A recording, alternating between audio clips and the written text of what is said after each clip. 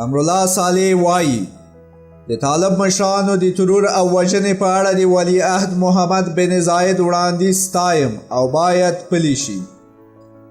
د ملي امنیت پخوانی رئیس او راتلونکو ولسمشریزو ټاکنو ته د ولسمشر محمد اشرف غني په مشرۍ د دولت جوړونکو او تداوم ډلې لومړی مرستیال صالح د عربي متحده اماراتو د ولیعهد محمد بن زايد د هغه وړاندیز ستاینه کړې ده چې طالب مشران دې په نښه شي. صالح په خپله ټویټر پاڼه لیکلی دي حقیقت به راڅرګند شي، وخت ته اړتیا ده. د عربي متحده اماراتو له دولت مننه چې خپله چوپتیا یې ماته کړه او د امریکا متحده ایالاتو حکومت ته یې مشروع او ښه وړاندیز وکړ. افغانان ستاسو زړورتیا ستایي.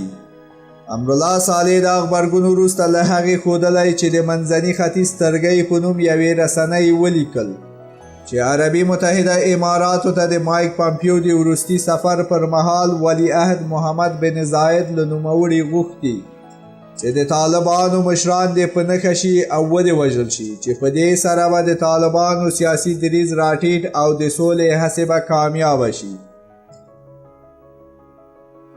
مننه چې د ویډیو تر پایه مونږ سره وئ. مهرباني وکړئ د افغانستان اکسپریس چینل سبسکرایب او د زنګ تڼۍ کیګاږی ترڅو په راتلونکي کې زموږ ویډیوګانې له لاسه ورنه کړئ او مهرباني وکړئ خپل نظریات مو په کامنټ کې را سره شریک کړئ.